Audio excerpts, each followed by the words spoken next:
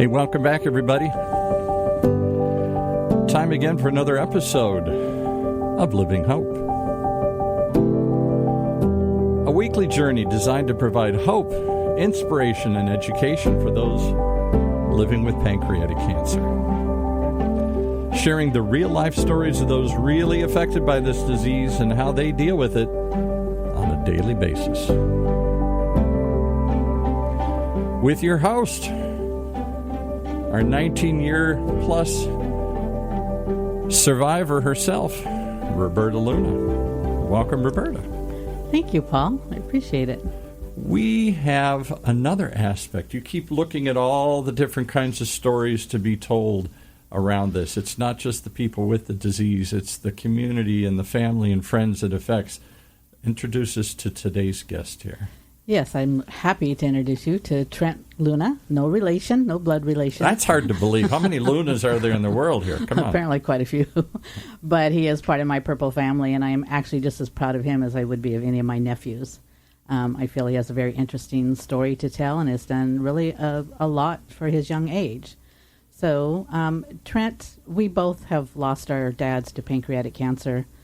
But your story and your circumstances are quite different than most of us have experienced. Would you mind sharing that with us? Yeah, so when I was 3.5 months old, my father died from pancreatic cancer.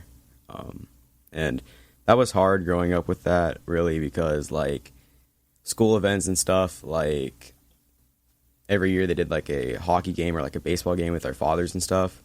And that would be hard, and I kind of, like, I went to those with, like, my uncles or my grandparents and stuff, kind of as, like, a substitute, and basically that's how I dealt with it.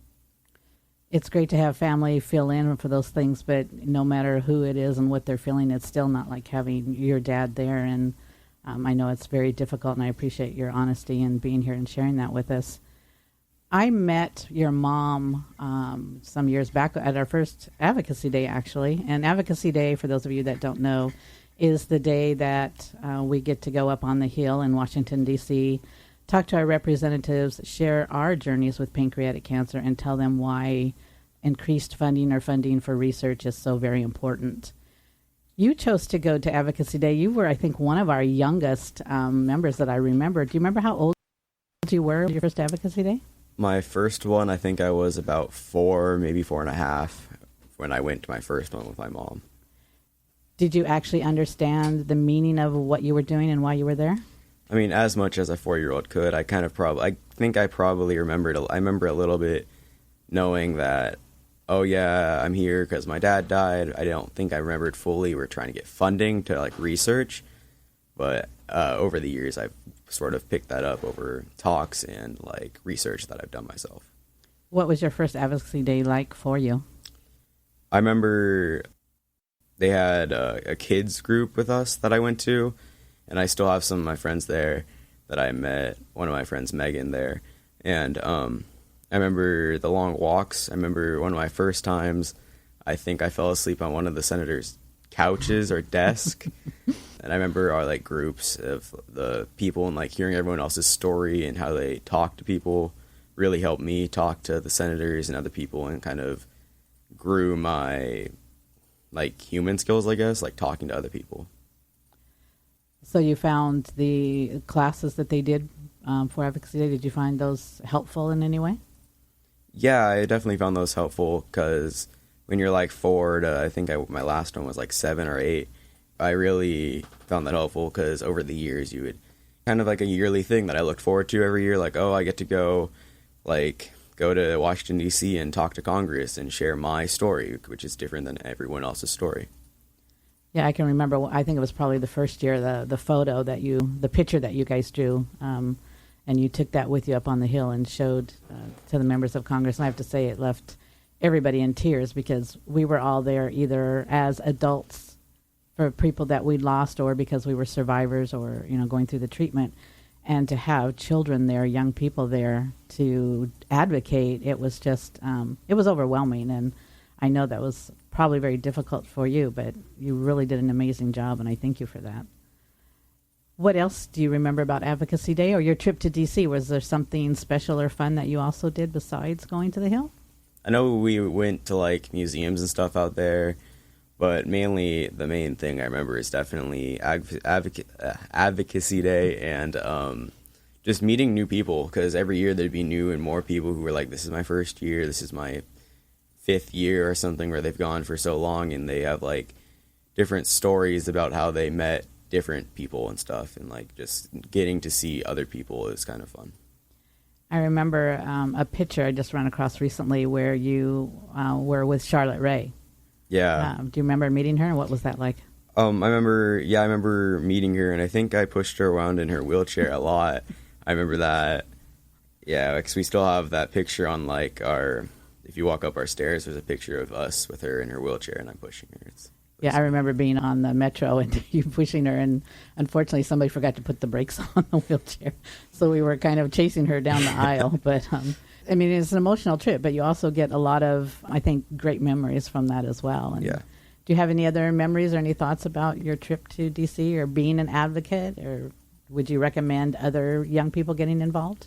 I would definitely recommend other young people to get involved. I think you have to be ready to get involved, because it's a lot. It's a lot of different emotions that you get from going, not only just from talking to people, but also from like just the whole atmosphere is so like it was kind of overwhelming. I know my last year when I went, like I think I was 8 my last year I went, I definitely had a lot of different emotions from like when I was like 4 and stuff, and it was difficult going through that. But I definitely recommend anyone younger or even older to go, because it's definitely a great experience.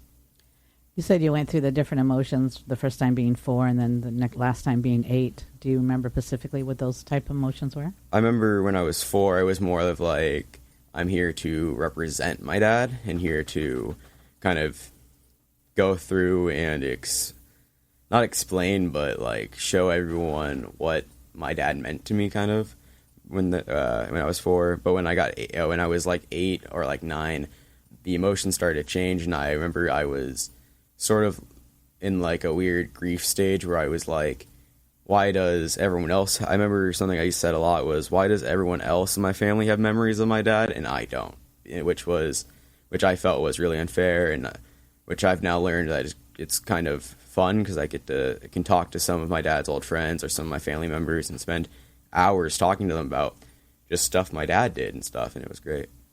Yeah, I was going to ask you that a little bit later on, but since you brought it up, what are some of the memories that your dad's friends and family have shared with you? I remember one that I've heard a lot was at, I think, a wedding. My dad was dancing on a table once, I think. I remember that. I remember a few others where just him being the life of a party kind of guy who was just there to have fun, but also could really show you that he was also not just there to have fun and stuff, but there to like be there for meaning and do stuff. A lot of times people tell us, you're a lot like your parents, because we have those parents around us, to kind of show an example.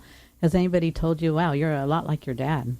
I've heard that a few times. I was going home with two of my dad's friends from, it might have been an Angel game or something, and we were going home, and I chose a song, and they said this was my dad's like favorite song and stuff, and I hadn't even realized that it was just a song I liked. They said I was acting a lot like my dad and stuff, and they thought it was really cool. What was your dad's favorite song? It was a Real Big Fish song, Sell Out. I'm out of the loop, I guess. So it's kind of nice to be able to go back with family then and kind of relive some of these memories, even though unfortunately you're not part of it, but you can still, I think, feel like you have part of your dad with you. Yeah. Through your friends and such? Yeah. Good. Going back to Advocacy Day, I don't mean to jump around, but I've learned I have to ask things when I think of it, because I still say I have chemo brain, so I have a forgetful a lot. But your experience, what do you feel like the members that you spoke with? I know, were you able to speak with any of the senators, or was it basically their aides that you spoke with?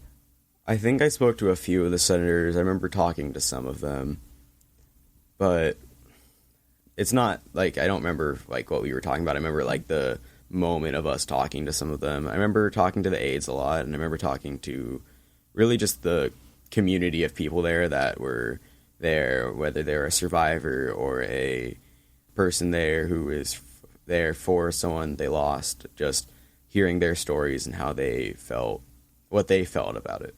How did those stories affect you? They definitely, when I was younger, they definitely sort of changed how I felt about it. Like, gave me a different perspective. Like, talking to a few people, and they were all like, yeah, I really miss him, but he's definitely in a better place. Like that, I definitely heard that a lot. Like, he's in a better place and stuff. And I know that that probably gave me a better perspective of, okay, well, maybe he is in a better place and stuff, and maybe he wants to be there, and maybe he wants to be with me, but he can't. Oh, that's a great perspective, because as an adult, I hear that all the time. And yes, I know he's in a better place, but I still want him here with me. Yeah. So I can't imagine what that must be like for a young person like you to grow up with that and not have that. So I appreciate your honesty. As far as how do you deal with this? How did you deal with it? Are you doing better now? Did you need counseling? What were you able to do? I remember I went to counseling for maybe a year and a half, just sort of dealing with it from when I was at that stage where I was like, why does everyone else have memories, and why does everyone else think of him in this way when I think of him in a different way, or why does everyone else see him as this like a life of the party when I saw him as like my dad, he's just my dad and stuff like that. You have a little different perspective, and if it's not too personal, how do you think of your dad? There's definitely been like a few different things. I thought about like how my dad's been. I remember when I was little, I thought, oh, he's just in heaven. He'll just be like, he's just there partying it up and stuff. And I still think of that a little bit, because I just think that's more of a comforting way to think of it, is he's just partying it up or stuff. But now I think he's definitely like watching over us. A few years ago, we were going to Mexico and needed our passports. And we couldn't find, I think it was either my mom's or mine, and we couldn't find the passports for like a week. And then the day before, we found it just sitting in a box. And so every time something like that happens, we always say, it's just my dad messing with us and stuff. He's just being a jokester and stuff. Yeah, I tend to blame my dad for a lot of things as well. It's easier. And it is a little bit comforting, because you feel like, you know, they're there with you. And I've always been told, as long as you say their name and think of them, then they are with you, just in a different way. When you went to Advocacy Day, did you really understand what it was you were doing, or were you going because you wanted to go, or because Mom wanted you to go, or somebody else wanted you to go? I remember when I got older, when I went, I wanted to go a lot because I had enjoyed it the first 2 or 3 years I went and stuff, and I had made friends there, and I had sort of kind of gotten used to going every year, because it was kind of like a trip that I was always planned for, and I was always ready to go, and I always had fun when I went, and I always got to sort of experience that different like nature of it there. So you would definitely recommend others to get involved and go to Advocacy Day? Definitely. When you were there, did you feel like they were really listening to your story and like you really had affected them? Yeah, I remember one time we were in this, I don't know where it was, but we were in this really big building with a whole bunch of offices. It was probably like a really big office building for the senators and stuff.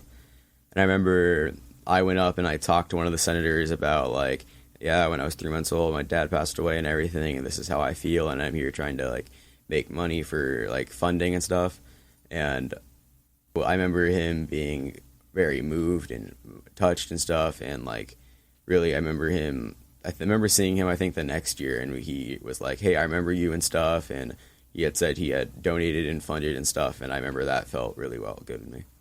Yeah, it does, and I remember hearing your story. Even as often as I do, it still brings tears to my eyes, because it's just something that's very moving, and you tell it in a very deep and honest way, and it's greatly appreciated. All the survivors I always hear, they're always really happy that you're there and sharing your story. Now, besides Advocacy Day, you're really a very active young man. You've participated in Purple Stride, which is PanCan's walk to end pancreatic cancer. You've been to their Purple Lights, which is a ceremony that celebrates and honors the people that we've lost and the survivors that are still fighting. You've gone to your city council and asked them to make November Pancreatic Cancer Awareness Month to proclaim it, which they've done. My goodness, you're not even, 15 yet, and here you've done all this? What's next? What are you going to do next? I definitely want to go back to Advocacy Day this year or next year, whenever we can. I definitely want to go back, and just because now that I'm older, I think I'll see it in a different way and be able to sort of convey my story a lot better than I did when I was younger, and just also because I really miss the community that we had there. And other than that, I really don't know. Yeah, it's really strange to try to make people understand that it's a family. It's a family maybe none of us want to be involved in, but, we're there nonetheless for everybody.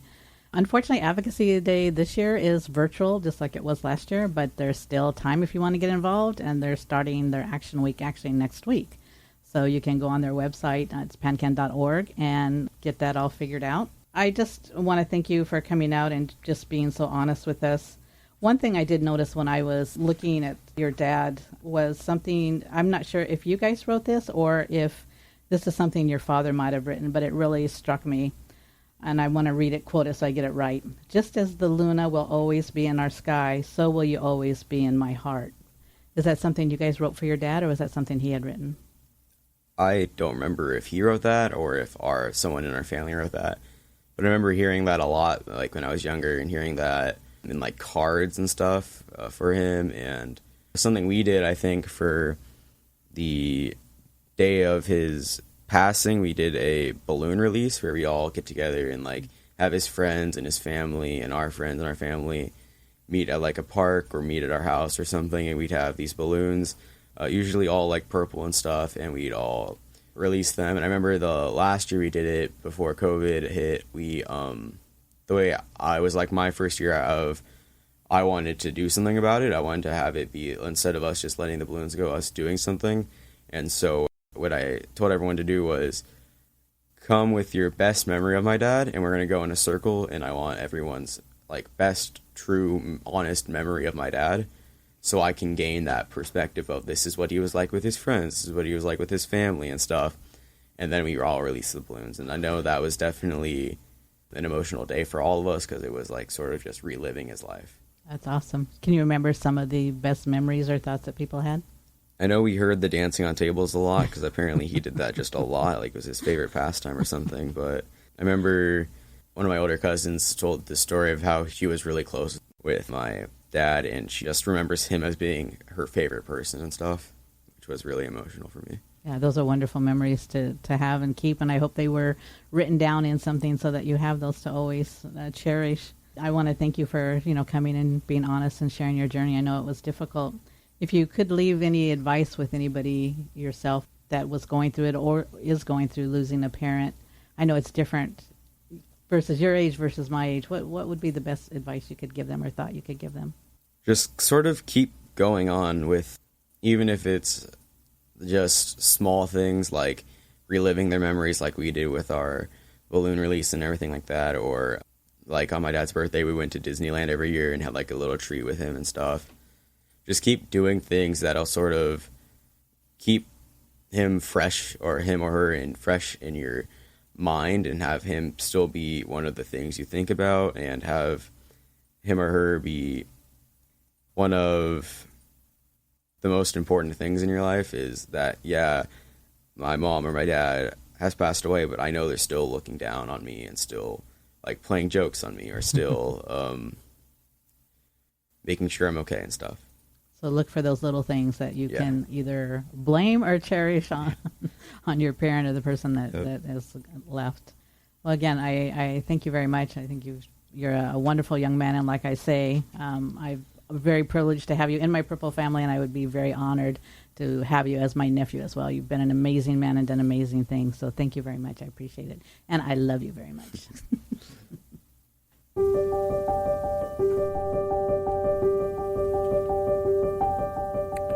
Well, there you have it. Another amazing journey. We thank you for listening to Living Hope. This weekly journey designed to provide you with hope, inspiration, and education for those living with pancreatic cancer, or those affected by it, in ways we can't even imagine. Sharing the real-life stories of those really affected by this disease and how they deal with it, continue to deal with it on a daily basis. If you'd like to share your story, please contact us. If you or anyone you know needs help right now, there is a place you can call, Patient Services, at 877-2-PAN-CAN. That's 877-PANCAN for the Pancreatic Cancer Action Network. For OC Talk Radio, thanks for listening. Hope you join us again as we stream live here from the University of California, Irvine's Beale Applied Innovation Center.